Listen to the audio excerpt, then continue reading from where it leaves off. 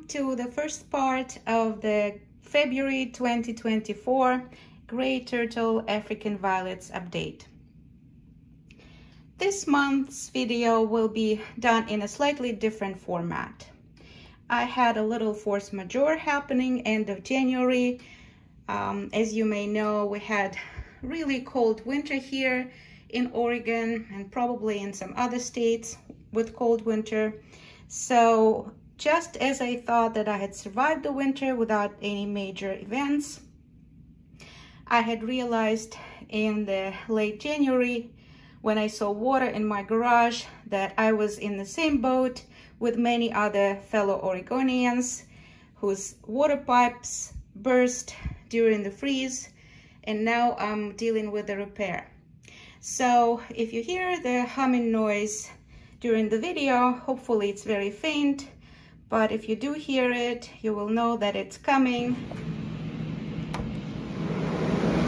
from this room, where now I have the drying equipment here and the rebuild happening to address the burst pipe. So the pipe is now repaired, and now we're dealing with the repair. And so this is actually the room where the most recently acquired African violet plant stands are standing, with the Barina full spectrum lights that I've shown in my most recent lights video. And so now you can see that this is a visual demonstration of why having stationary African violet stands is not always the best idea, because I had to move all of my plants here when their repair was just beginning, and from this stand as well, and I moved them to other rooms. This is why the plant stands or the shelving units that have wheels and can be easily rolled from one room to another are still my #1 choice when buying the plant stands for African violets. Because I had to move the plants to other shelves from the room where the repair is happening, I will not have an empty shelf to assemble all blooming plants on it to make one episode. So instead, I'll be just showing the plants where they're currently growing, and I'll try making it in maybe 2 or 3 episodes for this month, for the month of February of 2024. On this shelf, in addition to African violets, I have a couple of their relatives from the same Gesneriad family. These are Episcias. This is Unpredictable Helen, and this is Pink Smoke. Pink Smoke is very young plant. It used to grow in a terrarium, and also this one as well. And you can see by the leaves that the older leaves are all dried out, and I need to be removing them because it dried the leaves when I moved it out of the terrarium into open air. But the younger leaves look okay, so I'll just keep on growing them on the shelf. Now here I have a variety of African violet that I've never grown before. This is the first for me. I'm very excited about it. I grew it from a leaf. It's an iridome vintage variety called Emilie Savage, and it has a large growing dark green foliage with red reverse. This is a very young plant, first blooms, and the blooms are frilly with some different tones of lavender color and some green edge on the younger blooms. Next to them are blooming 3 plants of blue dragon. This is a favorite of many and my must-have, one of the must-haves for my own personal collection. So you can see here's 3 of them, and all 3 are blooming. Now here is the baby tiger, first blooms.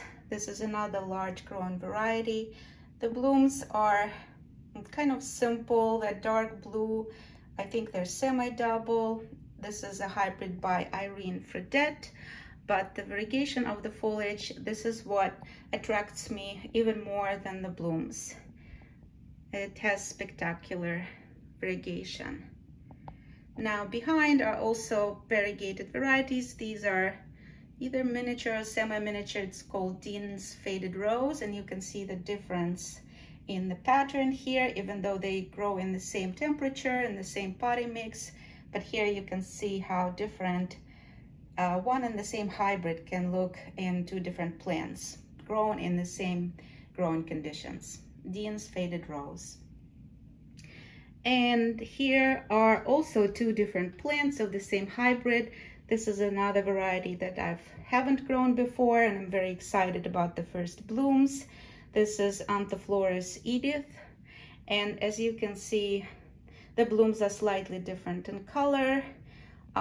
So here is, I think, the one that is blooming true, because it's supposed to have this very unusual, like, bleeding pattern color transition from light purple to dark purple and then to white on the edge of the petals. And then this one doesn't show the distinct color transitions yet, but maybe it's simply because it's the first bloom, and it may very well show it in the second blooming cycle.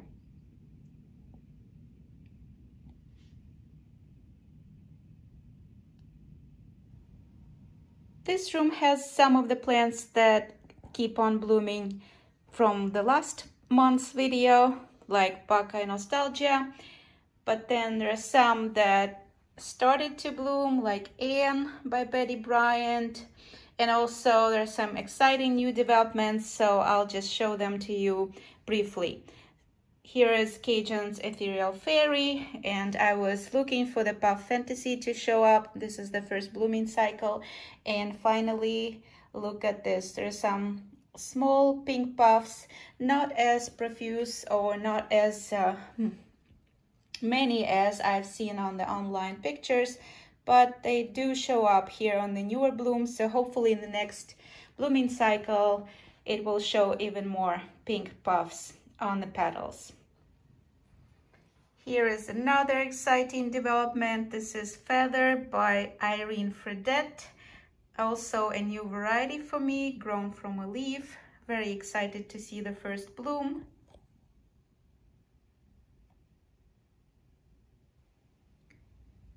On this shelf, I wanted to show you two standard varieties that are some of my favorites. This is a variegated variety called RS-Tsyganka Aza. It translates to English as RS Aza, the Gypsy Girl. It has beautiful growing habit where it grows symmetrically.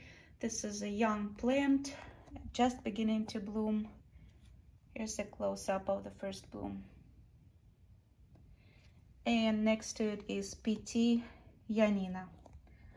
Gorgeous, large blooms. Some of them are already beginning to dry in the center, but still very beautiful young blooming plant. One of my few NoID violets beginning to bloom. This one is an Optimara variety that was sold in a pot with an Optimara label on it, but it didn't have the name of the variety, so I just keep it as an Optimara NoID. Raspberry Crisp is beginning to bloom. Very interesting blooms on this variety here. Beautiful dark green foliage. And here is one of my favorite girl varieties, Pastel Princess.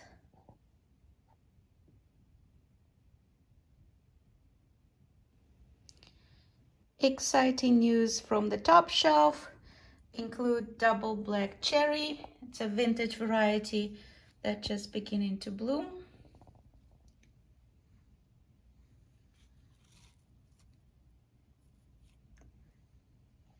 Siberian Moon, also just beginning the blooming cycle.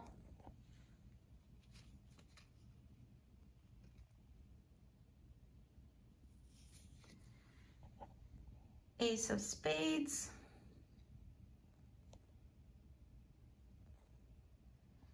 and Buckeye My Oh My.